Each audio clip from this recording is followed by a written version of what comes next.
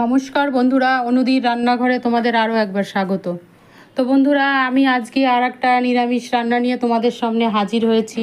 একটা হারিয়ে যাওয়া রান্না, সেটা হলো শাপলা। এখনকার জেনারেশনরা শাপলা খেতেও চায় না, নামও অনেকে শোনে না। তো যাই হোক, তো সবাই যাতে খায় এবং চেটেপুটে খায়, সেইভাবে আমি আর একটা শাপলার রেসিপি তোমাদের সামনে হাজির করব। তো শাপলা রান্না করাও যেমনি তাড়াতাড়ি হয় এবং খেতেও ঠিকমতো রাঁধলে সুস্বাদু হয়।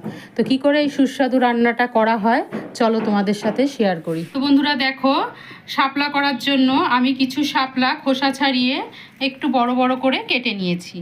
এবার আমাকে লবণ দিয়ে শাপলাটাকে একটু মেখে রেখে দিতে হবে। শাপলা থেকে প্রচুর জল বেরোয়, তাই আমি এটা মেখে 10 মিনিট মতো একটু রেখে দেব। তারপরে রান্নাটা আমি শুরু করব। তো চলো, আমার শাপলাটা মাখানো হয়ে গেছে, আমি 10 মিনিট পরে রান্নাটা শুরু করছি।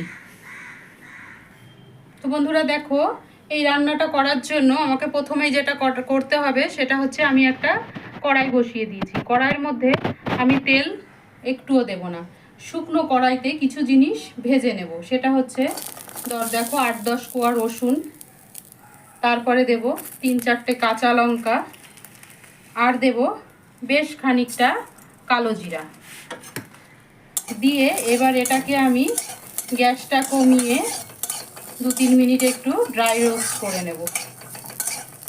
তো চলো এটাকে একটু ড্রাই রোস্ট করে নিই। তো বন্ধুরা দেখো, আমার এই কালো জিরে, কাঁচা লঙ্কা আর রসুনটা আমার ড্রাই রোস্ট করা হয়ে গেছে।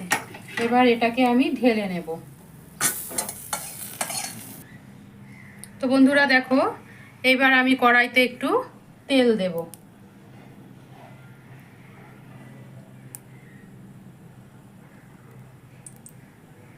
তারপরে দেব আমি আবার একটু কালো জিরে ফোড়ন, তারপরে দেব একটু কাঁচা লঙ্কা,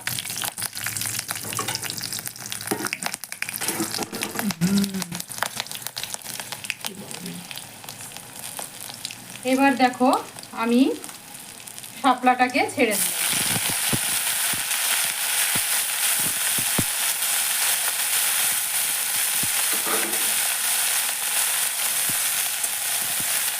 শাপলাটা দিয়ে আমি এবার একটু ঢাকা দিয়ে দেবো। এবার আমি শাপলাটা ঢাকা দিয়ে দিলাম। তো বন্ধুরা দেখো, আমি যে রসুন, কাঁচা লঙ্কা, কালো জিরেটা ড্রাই রোস্ট করে নিয়েছি, এবার সেটাকে আমি একটু মিক্সিতে পেস্ট করে নিচ্ছি। দেখো আমার শাপলাটা সিদ্ধ হয়ে গেছে। এখন আমাকে দিতে হবে একটু হলুদ।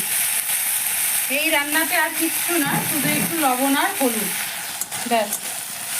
আবার তেমনি আর কোনো মশলা যাবে না।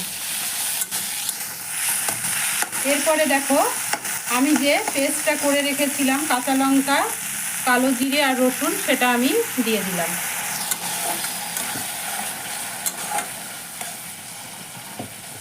সেটাকে দিয়ে এবার আমি দেব এর মধ্যে একটু চিনি, একটুখানি চিনি দিলাম।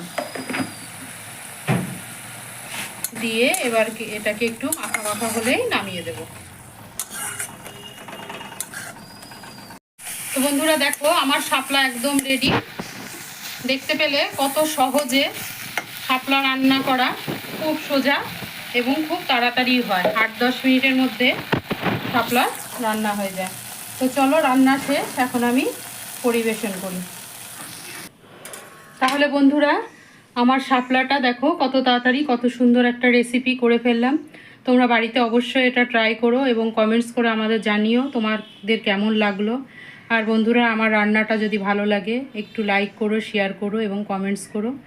আর যদি এখনও কোনো বন্ধু সাবস্ক্রাইব না করে থেকো, প্লিজ একটা সাবস্ক্রাইব করে দিও, ভালো লাগবে আমার। সবাই ভালো থেকো, সুস্থ থেকো, টাটা।